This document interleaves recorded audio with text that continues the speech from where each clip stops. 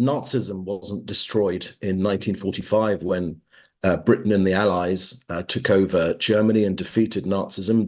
They defeated Nazism, but there were still Nazis. And we believe the same thing here in Israel, that of course, you can never destroy an ideology. There are still people today with swastikas on their walls. That ideology has not been destroyed, but it's not in military power. It doesn't have any governing structure.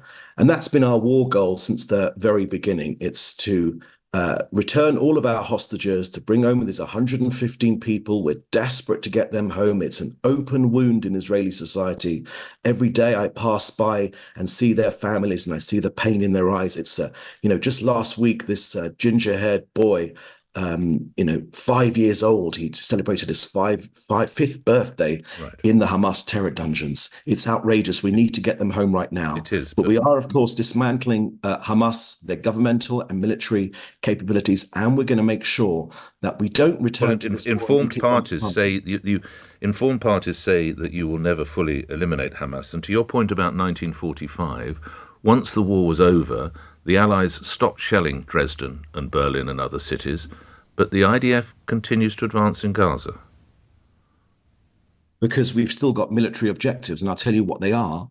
They're particularly those terror tunnel network in Rafah, in the Rafah area where the whole world told us not to go into. We found the smuggling routes, which are the oxygen for Hamas. So in order to ensure that they don't regain power, we're cutting off that oxygen where they smuggle in all of their arms and their deadly arms in order to fight us. We've still got those objectives. We're doing very, very well in those objectives. The whole world told us not to do it. If we wouldn't have done it, then that oxygen supply to Hamas would still be ongoing, and the war would take even longer. But noting this all tracks back to the massacre of October. I accept that. How many more innocent people have to die? So, look, any impartial observer cannot be left with any other idea that it's Hamas that is responsible for this entire war. They don't hide it. Not for the continued shelling of Gaza, though, Mr. Mencer. And I said right at the top, they absolutely, the spark was lit by them. I absolutely accept that. But how many more innocent people? The 40,000 figure, which can be disputed and will include Hamas members, how much more does it have to grow, Mr. Mencer? So we have taken out 17,000 Hamas terrorists, and the experts. How do you know that figure? Because that's the IDF figure, the Israeli Defense Forces. Those are the terrorists that we know that we've killed. They're not disputed, Nick, that we've killed 17,000. Now, the experts in urban warfare, not the the warriors on Twitter and X and on social media, the experts on urban warfare say this very, very clearly, that we have set the gold standard when it comes to getting civilians out of harm's way and going for the terrorists. Now, you got to understand that it's Hamas which are trading on Gazan blood. That's the only currency they have, and they're happy to use Gazan civilians as their defense. And that's the way they fought. But the other side of that is the IDF is happy to keep on shelling, of course.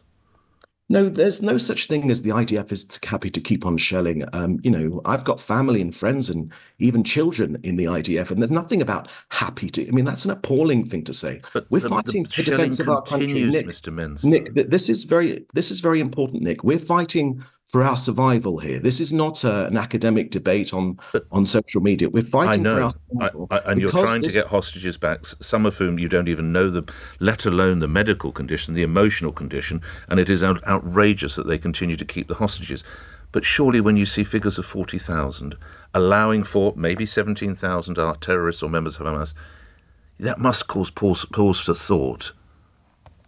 It causes pause for thought that it pushes us forward to ensure that Gaza cannot be run by Hamas, because this is the way that this is what Hamas wanted. That's the only way they think they can beat us, is by these terrible images being shown on international media.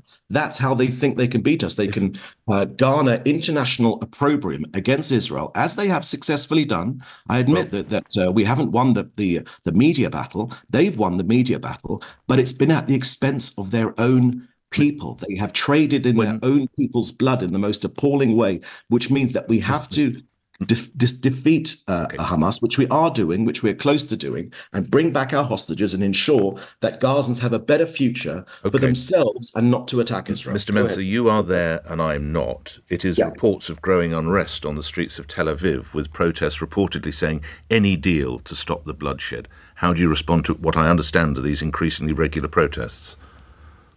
So no one can put themselves in the feet, in the shoes of a family of a hostage. It is an appalling 10 months which they've had to endure.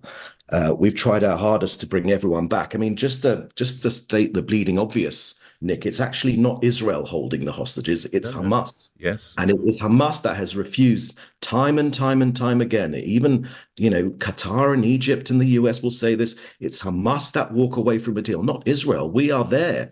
I mean, even in this time now, Why won't Israeli we are there. citizens take that, lastly, do you imagine? Well, that's the point. I mean, you can get taken in by protests on the street, and they have every right to, the pain of these hostage families is unbearable.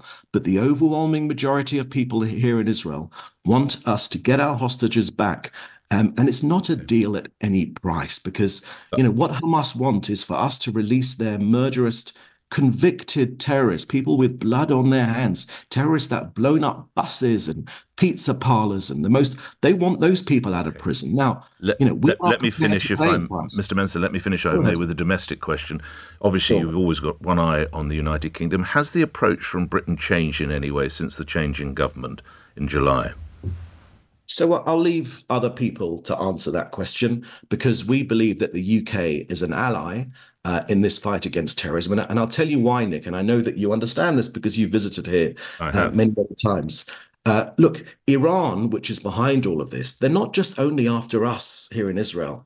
They're after you in London, Nick. They're not going to stop with us. They only see us as a stopgap on the way to defeating democracies and other free societies. So we're on the front line of this terror. Whoever's in charge in Downing Street understands that fact, because, we need to be successful in seeing down this Islamist fascist regime, which is facing us in Iran, because, again, they're not just after us, they're after you as well. And I think every government, no matter what the shade they are, understands.